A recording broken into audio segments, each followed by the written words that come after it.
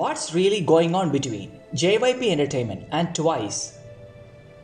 Twice fans has been going really furious after JYP Entertainment released an estimated sales figures of their artist.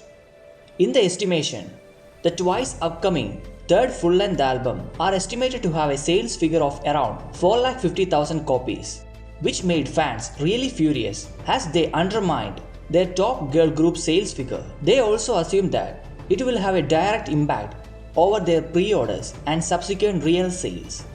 JYP Entertainment really underestimating the power of Twice as well as Once. But now, let's analyze the situation.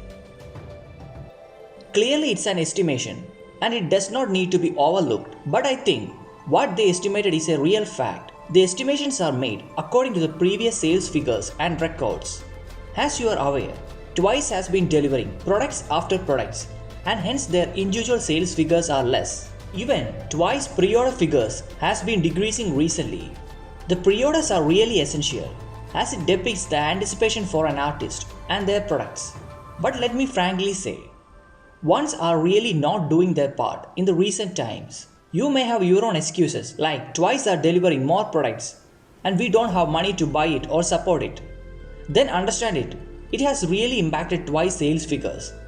So don't need to blame JYP Entertainment for an estimated figure. If you are all that furious, then show that furiousness in the sales figures and try to create a record with the Twice upcoming full-length album. Then automatically the estimation and everything will drastically increase. So don't try to bring out a situation out of a small issue. Try to concentrate on our girls. Support them.